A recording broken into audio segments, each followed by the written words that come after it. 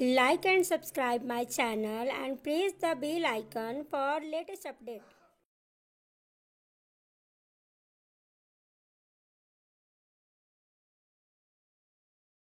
नमस्कार दोस्तों, आज जो हम अध्याय करने जा रहे हैं उसका नाम है मानव नेत्र तथा रंग बिरंगा संसार।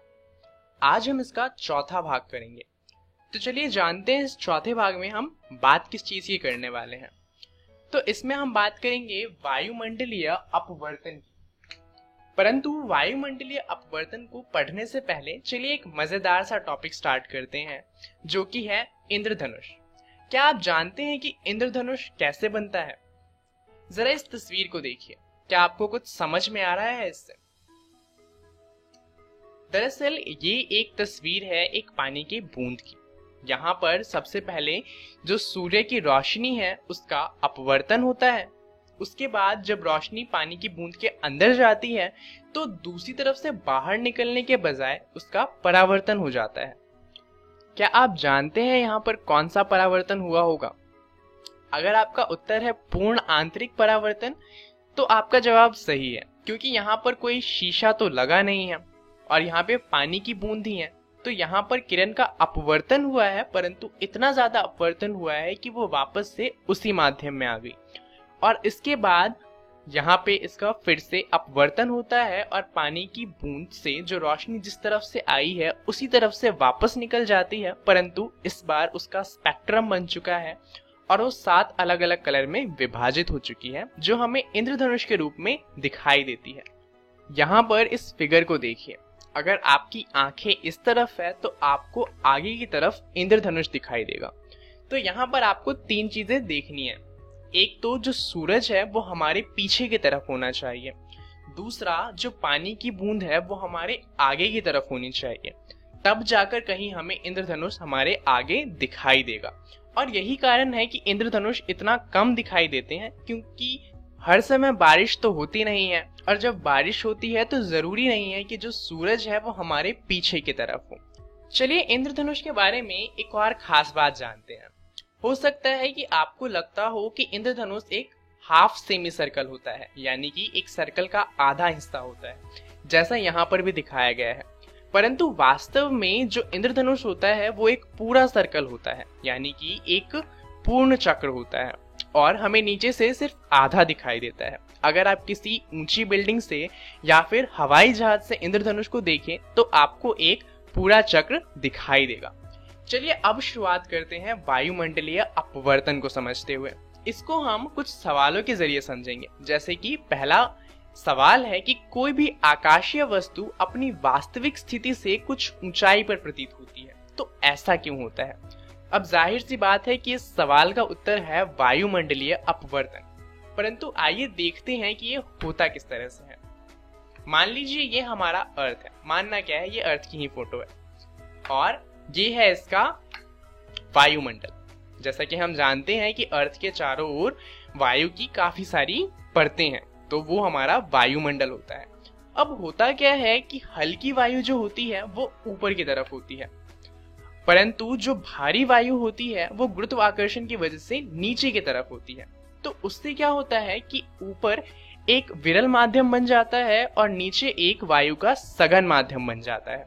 अब मान लीजिए कोई सी भी वस्तु है, जैसे कि एक तारा हो गया, तो उससे जब प्रकाश धरती पर आता है तो जैसा कि हम देख सकते हैं वो विरल माध्यम वाले वायु से सघन माध्यम वाले वायु में आया है, तो यहाँ पर उसका अपवर्तन होगा।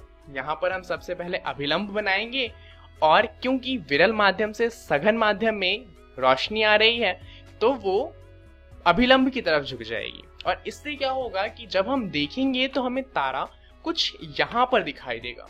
तो उसकी वास्तविक स्थिति तो थोड़ी नीचे थी, परंतु हमें तारा थोड़ा ऊपर दिखाई दे रहा है। उसकी आभासी स्थिति थोड़ी सी ऊपर हो गई है। जितनी भी चीजें धरती से बाहर होती हैं, यानी कि धरती के वायुमंडल से बाहर होती हैं, वो सभी चीजें इसी रीजन से हमें थोड़ी सी ऊपर की तरफ उठी हुई दिखाई देती है। चलिए अब देखते हैं हमारा दूसरा सवाल। ये है अग्रिम सूर्योदय तथा विलंबित सूर्यास्त। दरअसल होता क्या है कि सूर्य उगने से 2 मिनट पहले ही हमें दिखाई देने लगता है और जब वो डूब जाता है उसके भी 2 मिनट बाद तक हमें दिखाई देता रहता है। तो ऐसा भी होता है वायुमंडलीय अपवर्तन की वजह से है। जैसा हम जानते हैं कोई भी चीज हमें थोड़ी सी ऊपर की ओर उठी हुई दिखाई देती है, इसी वजह से जो सूरज है वो नीचे डूबने के बाद भी हमें 2 मिनट तक दिखाई देता है। चलिए देखते हैं कि ऐसा होता कैसे है। ये हमारा अर्थ हो गया और ये उसके आसपास की वायुमंडल, और ये हमारा हो गया क्षितिज। अब अगर आपको नहीं पता कि क्षितिज क्या होता है, तो दरअसल अर्थ हमारा गोल है, और अगर हम उसके कहीं पे भी हैं तो हमें पूरा अर्थ तो दिखाई देगा नहीं, हम अर्थ के एक कुछ हिस्से को ही देख सकते हैं। उदाहरण के लिए आप इंडिया में हैं तो आप यहाँ पर खड़े खड़े अमेरिका को नहीं देख सकते, क्योंकि वो जस्ट हमारे नीचे है। तो इसीलिए अर्थ का जितना भाग हम देख सकते हैं उसके आगे हमें ऐसा प्रतीत होता है कि आकाश और धरती दोनों मिल रहे हैं, और उसी को हम क्षितिज कहते हैं। जब सूर्य उससे ऊपर आ जाता है तो हम कहते हैं कि सूरज उग गया है, और जब सूरज उसके नीचे चला जाता है तो हम कहते हैं कि सूरज डूब गया है। अब मान लीजिए सूरज यहाँ पर है और इसकी रोशनी अर्थ तक आ रही है। यहाँ पर क्या होगा कि हमारे अर्थ में वायुमंडलीय अपवर्तन के कारण सूर्य की ये रोशनी थोड़ी सी झुक जाएगी अभिलंब की तरफ, और उससे क्या होगा कि हमें सूरज क्षितिज के ऊपर दिखाई देगा, और ऐसा होने के कारण हमें सूर्य 2 मिनट तक ज्यादा दिखाई देगा। यही कारण है कि सूर्योदय 2 मिनट पहले हो जाता है और डूबने के 2 मिनट बाद भी हमें सूरज दिखता रहता है।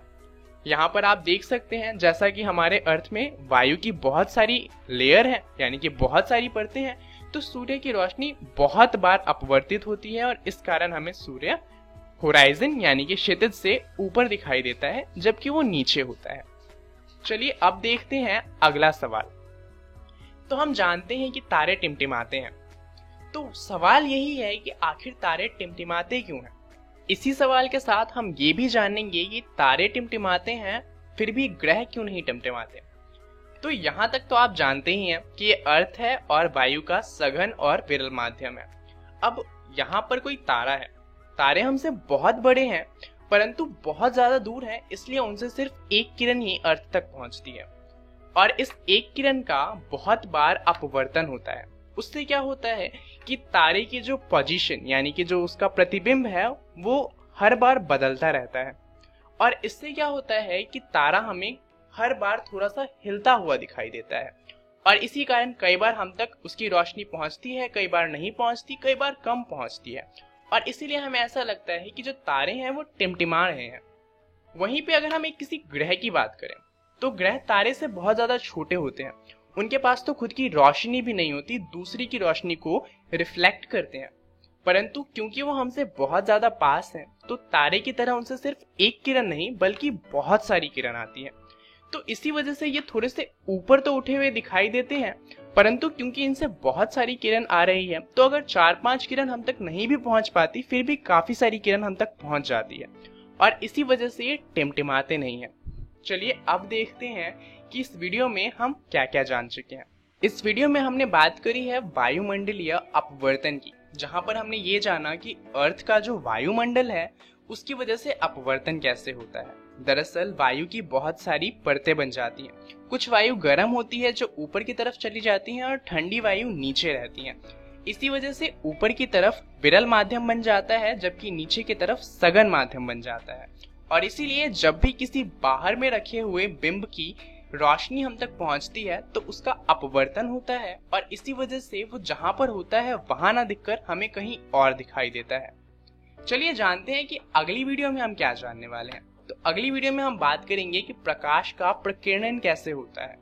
तो आपको 2 चीजें करनी है। पहला, आपको पढ़ना है कि वायुमंडलीय अपवर्तन क्या होता है, और दूसरा आपको पढ़ना है कि प्रकाश का प्रकीर्णन किस तरह से होता है, जिससे कि अगली बार जब हम प्रकाश का प्रकीर्णन पढ़ेंगे तो आपको वीडियो काफी अच्छे से समझ में आएगी।